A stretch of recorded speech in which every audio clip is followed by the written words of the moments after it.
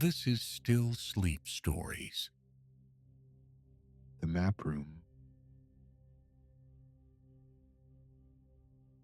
The building stands on a street that curves slightly, following what was once the bank of a river. The river moved long ago, but the street remembers its path. The building is made of pale stone, 4 stories high, with narrow windows evenly spaced along each floor. The windows on the fourth floor are smaller than the others. There is a door at street level, painted dark green. The paint is old but not peeling. The door opens onto a small vestibule with a tiled floor. The tiles are hexagonal, cream colored with occasional brown tiles, forming no particular pattern. A second door leads to a stairwell. The stairwell is narrow. The steps are stone, worn slightly concave in their centers where many feet have climbed over many years. The wearing is even, not dramatic. Each step looks much like the one before it. The walls are painted a color that might be called buff or might be called cream. There are no pictures on the walls. At the fourth floor, the stairs end at a landing. There is a door here, painted the same buff color as the walls. The door is not locked. Beyond the door is a corridor, and at the end of the corridor is another door. This door is also painted buff. A small brass plate on the door reads Map Archive.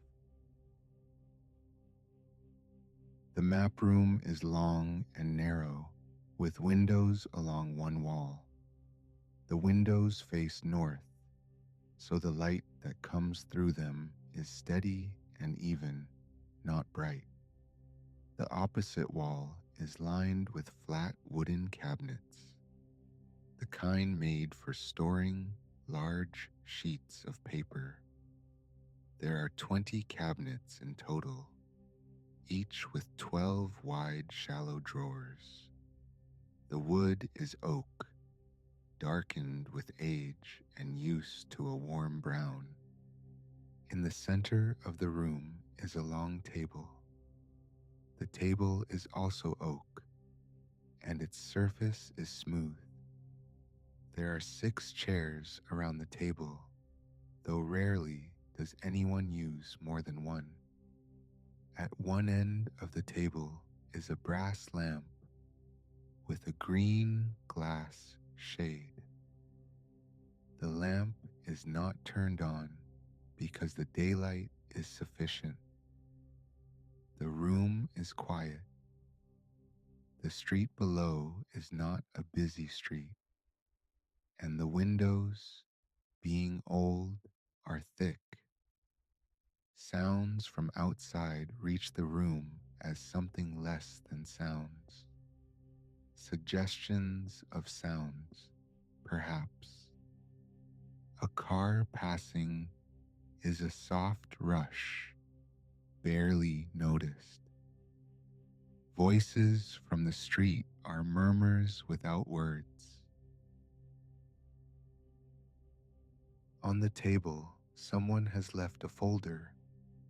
The folder is dark blue, made of thick cardboard. Its corners are slightly worn. Inside the folder are 3 maps. The maps are old, printed on heavy paper that has yellowed at the edges. They are maps of coastlines, though which coastlines is not immediately obvious. The scale is marked in nautical miles. The maps lie flat on the table. No breeze disturbs them. The window nearest the table is closed. All the windows are closed. This is a room where windows stay closed to protect the maps from changes in humidity and temperature. Someone enters the room. They walk slowly, without urgency. Their footsteps are soft on the wooden floor. The floor is old pine, unpolished, worn smooth. The boards are wide as a hand with fingers spread. Here and there, the grain of the wood forms knots, dark circular patterns. The person moves to the table and sits in one of the chairs. The chair makes a small sound as they sit, a faint creak of wood settling. They reach for the folder and open it fully. The three maps are now visible side by side. They study the first map. The coastline on the first map is intricate, with many small inlets.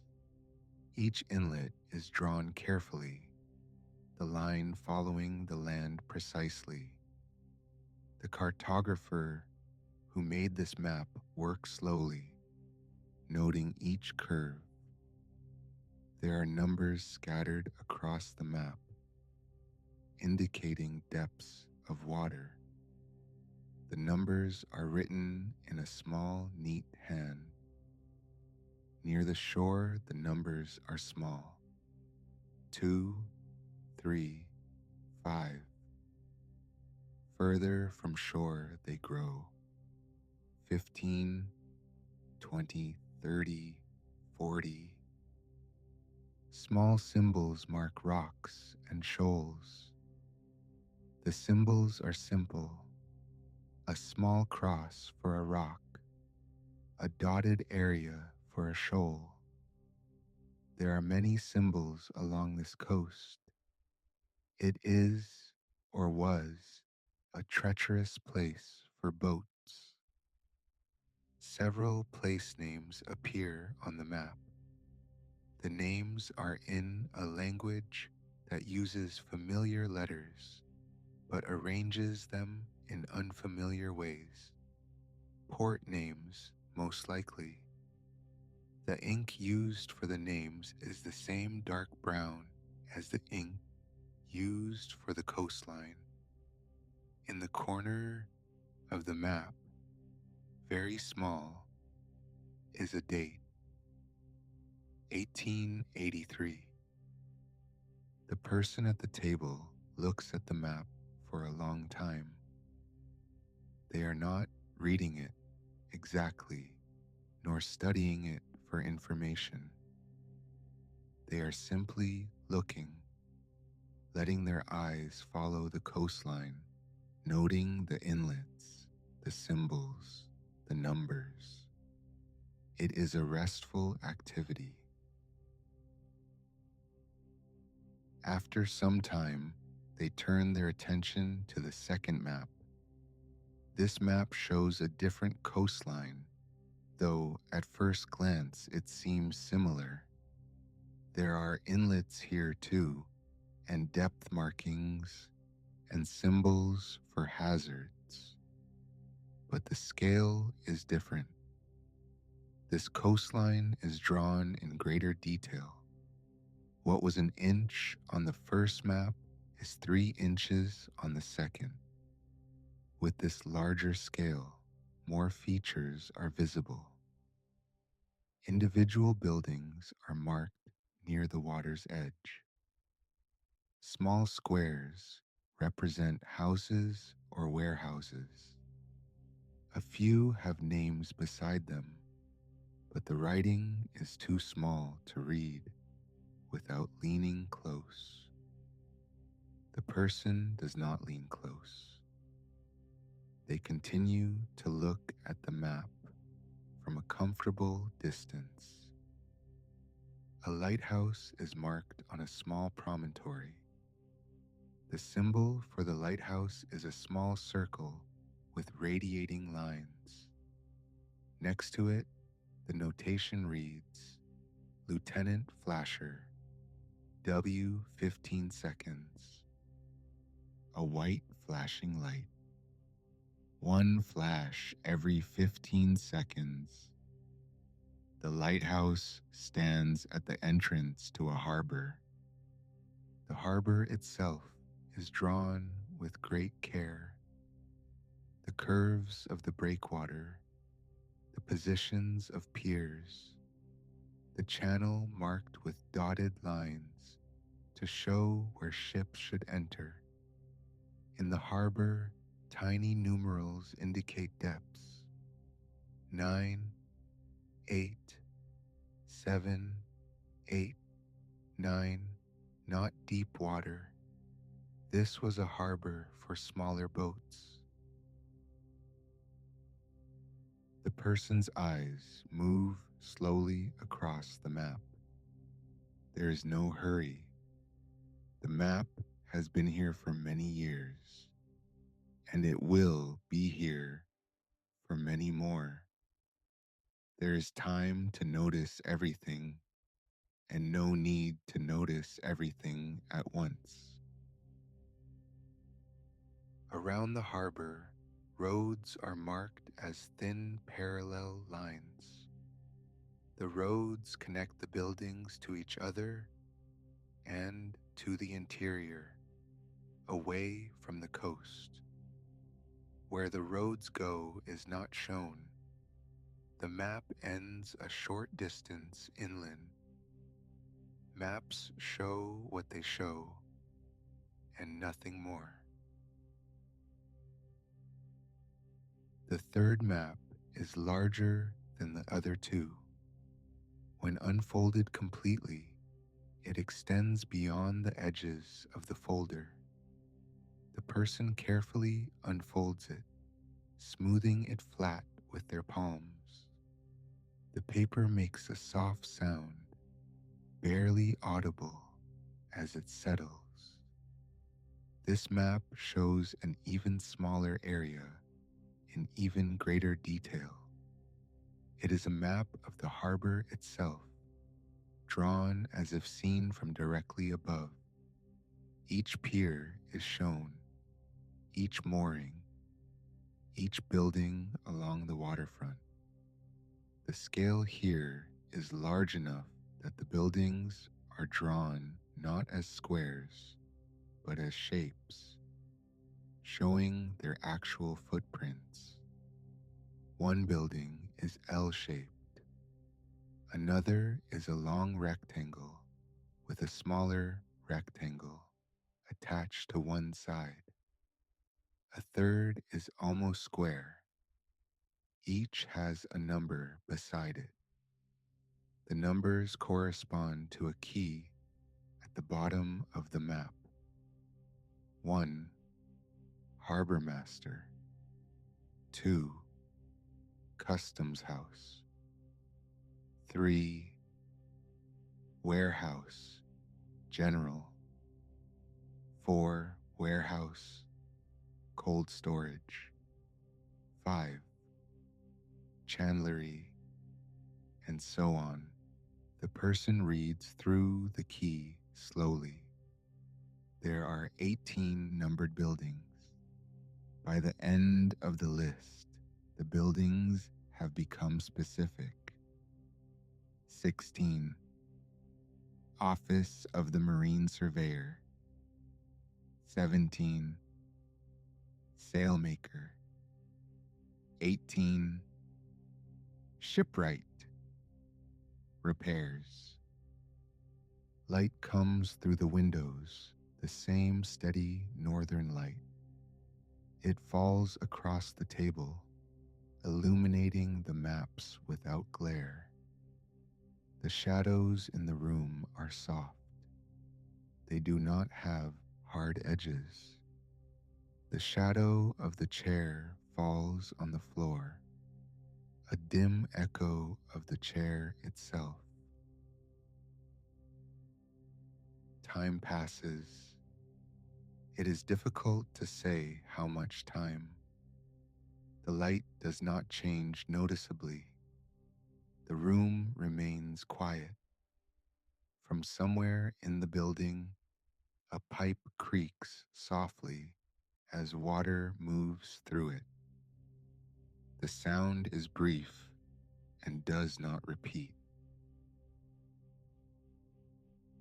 The person at the table shifts their weight slightly. The chair creaks again, the same small sound as before.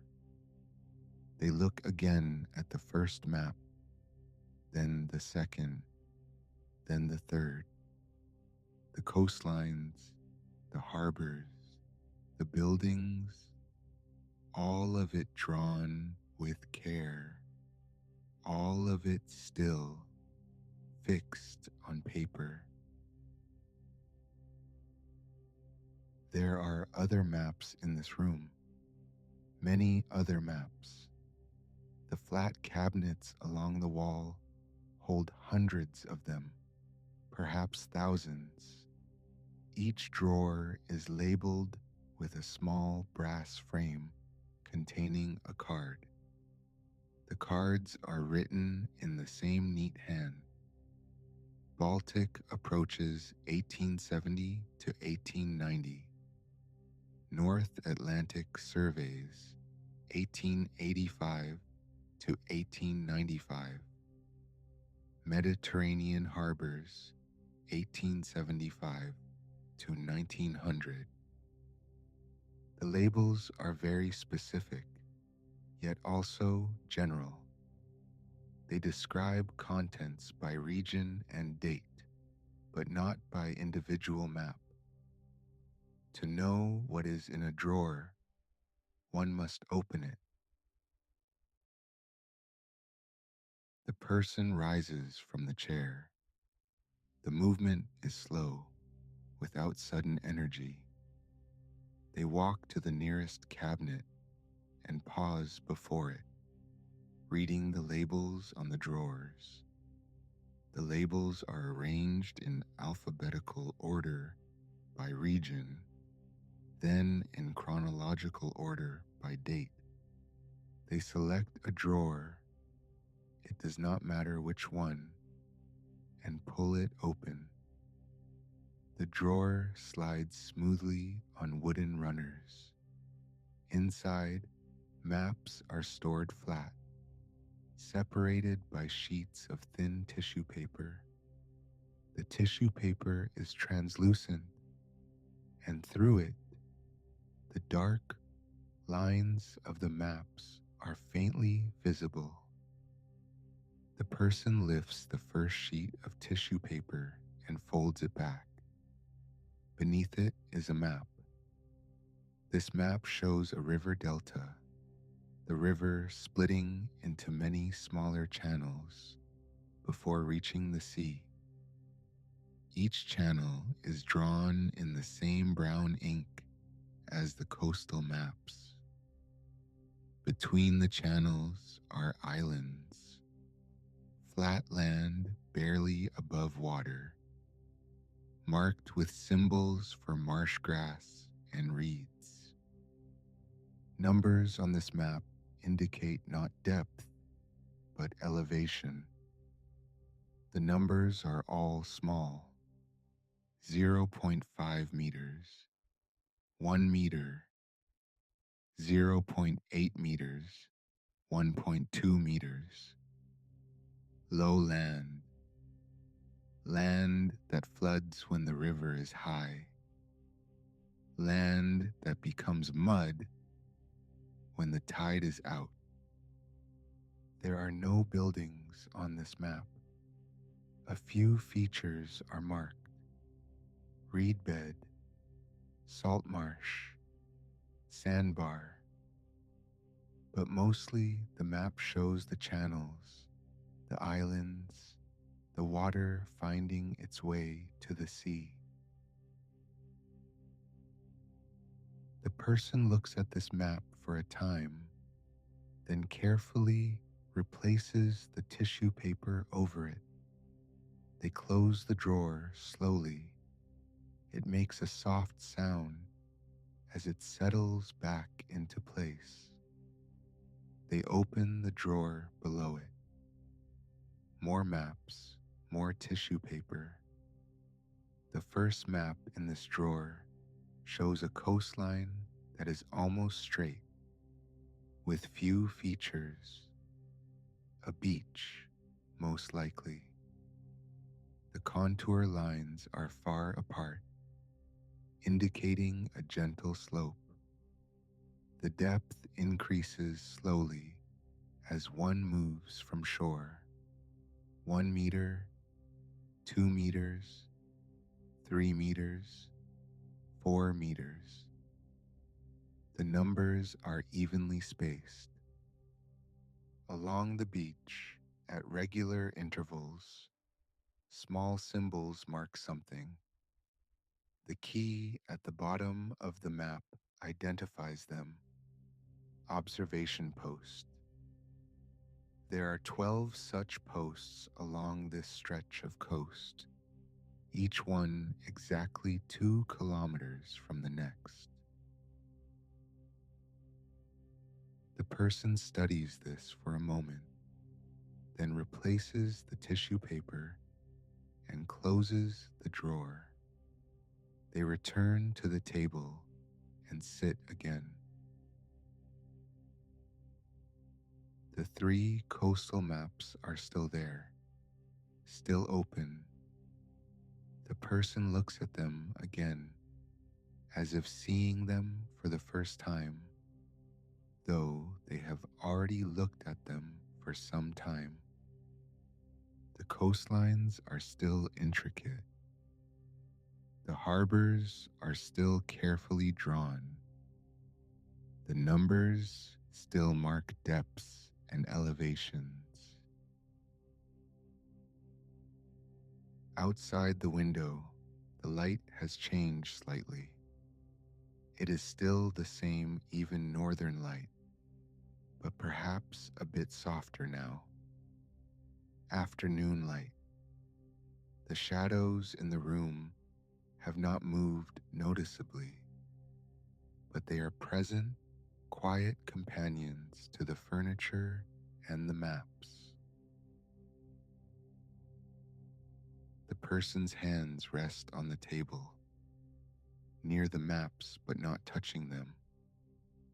Their breathing is even and slow. There is nothing that needs to be done. The maps require nothing.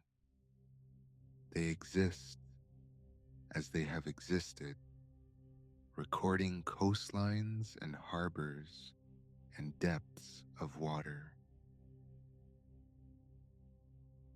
On the wall opposite the windows, high up near the ceiling, there is a ventilation grate. It is painted the same buff color as the walls, and it is easy not to notice it. No sound comes from it. The air in the room is still.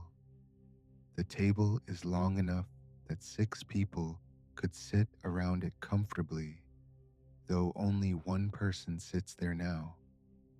The other 5 chairs are empty. They are identical to the occupied chair, oak, with straight backs and worn seats. The wear on the seats is even, smoothed by years of use. The person at the table looks down at their hands. Then they look at the maps again. The first map, with its intricate coastline. The second map, with its lighthouse and harbor. The third map, with its detailed buildings and numbered quay. They reach out and very gently touch the edge of the first map.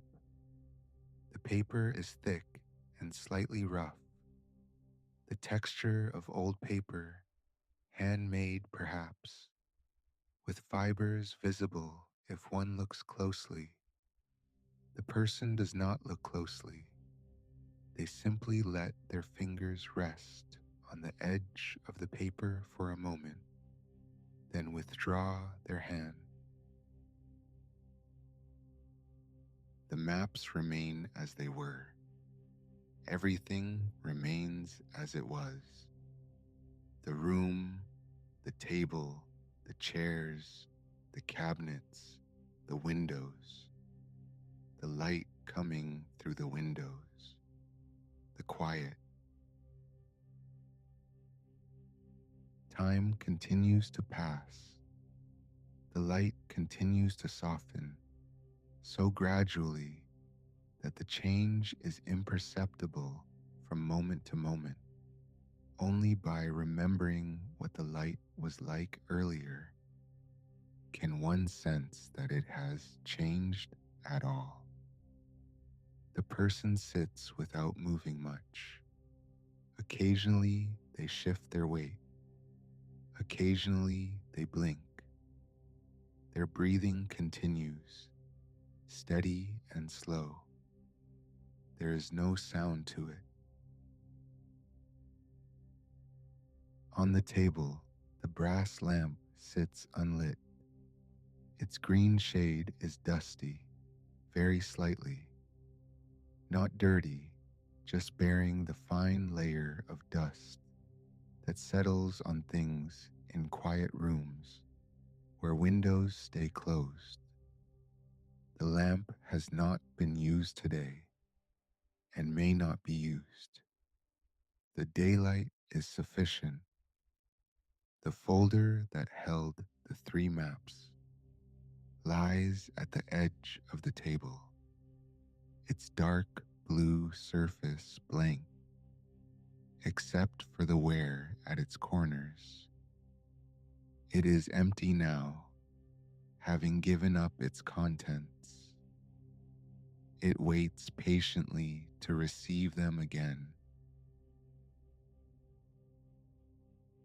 The person's gaze moves from the maps to the windows.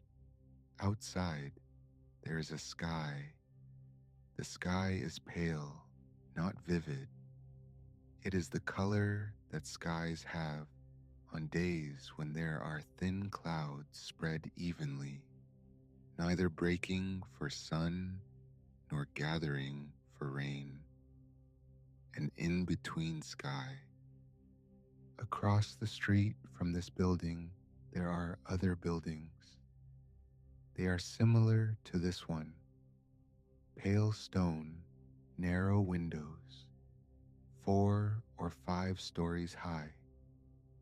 Their windows reflect the same pale sky. Some windows are dark inside. Others show faint light from rooms beyond.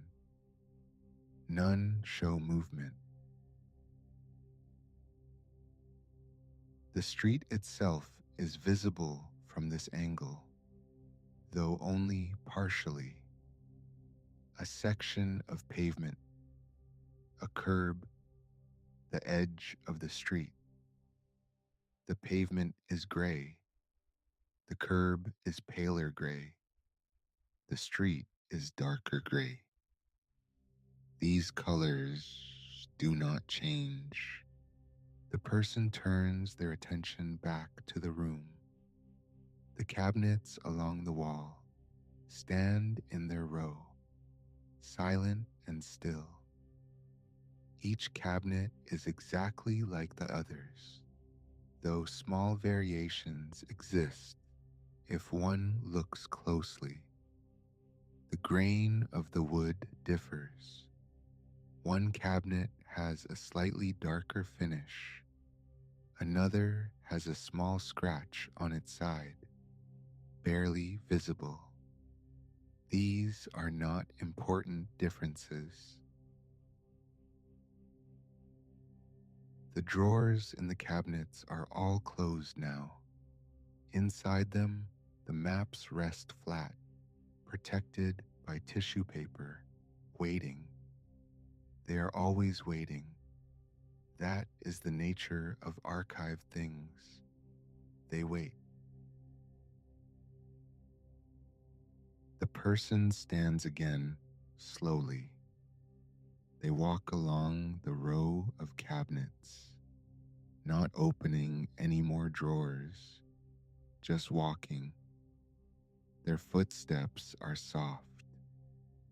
The floor does not creak, or if it creaks, the sound is too soft to notice.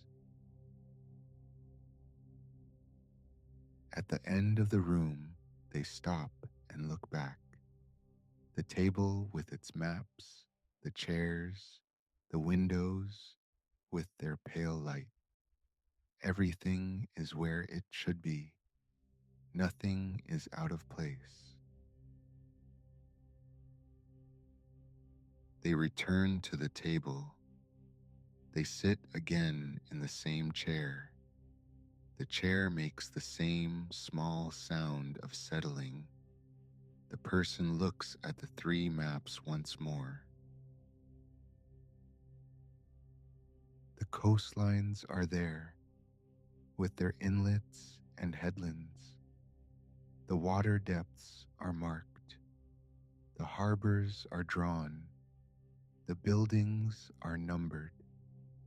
All of this information was true once, in 1883, or whenever each map was made. Perhaps some of it is still true. Perhaps the coastlines have not changed much. Perhaps the harbors are still there, though the buildings may have been replaced. Or perhaps everything has changed. Perhaps the coastline has shifted. The harbor has silted up. The buildings have been demolished. Maps cannot tell you this. They can only tell you what was true when they were made. The person does not wonder about these things. They simply look at the maps, seeing the lines, the symbols, the careful notations. It is enough to see them. It is enough to sit in this quiet room with these old maps on this long table. The light from the windows continues its slow softening. The afternoon is aging into evening, though evening is still some time away. The transition is so gradual that it feels like no transition at all, only a continuation of what is. The person's hands rest on the table again. Their breathing remains even. The room remains quiet. The maps remain open on the table, showing their coastlines and harbors to the empty air, to the northern light, to the person who sits looking at them without urgency, without purpose other than looking. In one of the drawers of one of the cabinets, there is a map of a river. The river winds through flat land, making broad curves. The map marks each curve, each meander. There are no cities on this map, no towns, only a few small settlements marked by clusters of tiny squares. In another drawer, there is a map of an archipelago, hundreds of small islands scattered across water. Each island is drawn, no matter how small. Some are mere dots. Others are large enough to have contours, to show hills and valleys in miniature. In another drawer, there are maps of harbors, that no longer exist, silted up and abandoned. In another, maps of coastlines redrawn by storms. In another, maps of waterways that have been diverted, rerouted, enclosed in pipes. All of these maps rest in their drawers, separated by tissue paper, preserved and unchanging. They record what was, and they remain what they are, regardless of what has become. The person at the table does not open these drawers. They do not look at these maps. They continue to sit, looking at the three maps already open before them, the coastlines and harbors drawn in brown ink on yellowed paper. The ventilation grate near the ceiling does not make a sound. The pipe in the walls does not creak again. The building itself is silent, or its sounds are so much a part of it that they cannot be separated out and identified. The sound of a building standing, of walls holding themselves up, of floors supporting weight. These are not sounds that can be heard. The person's eyes move slowly across the maps.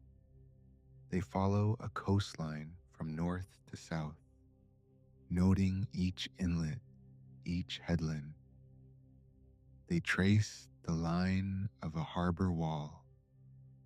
They read the numbers marking water depth: 8, 9, 10, 11, 10, 9, 8. Their eyes move without purpose, without searching for anything in particular. Looking is its own activity, requiring no goal.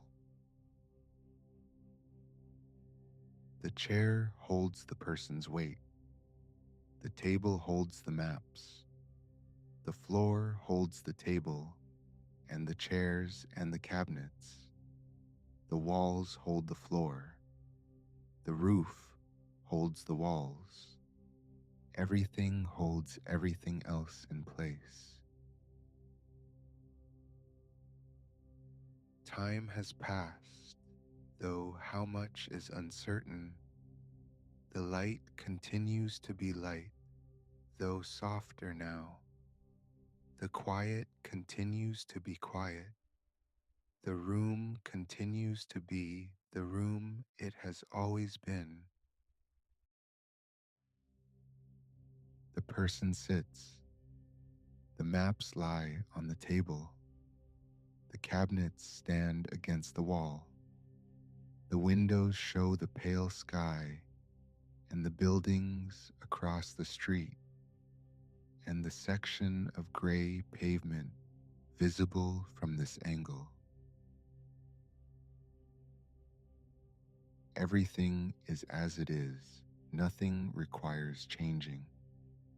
The maps do not need to be folded. The drawer does not need to be opened or closed. The chair does not need to be moved. The person does not need to stand or to remain sitting. There is only this: the room, the light, the maps, the table, the quiet. The afternoon aging imperceptibly toward evening.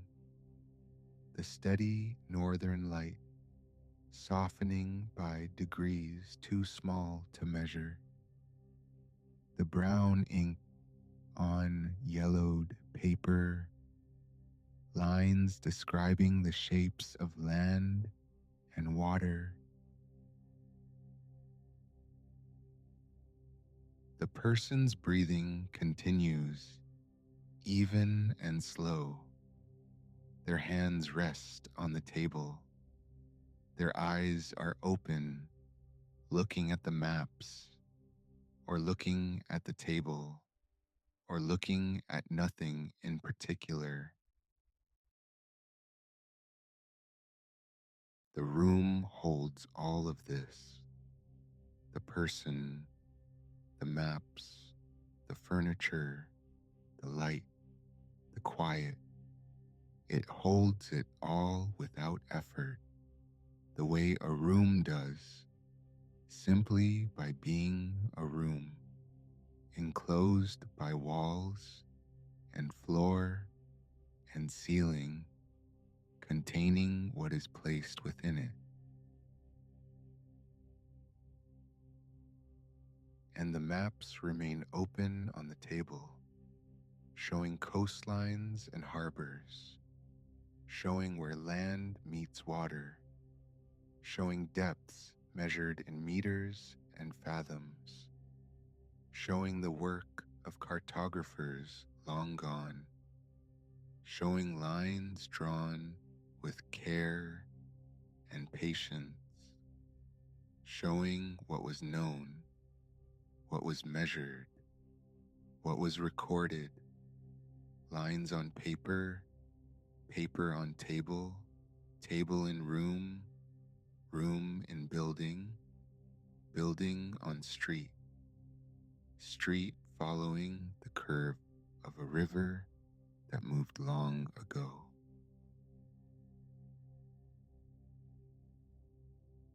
The light softens.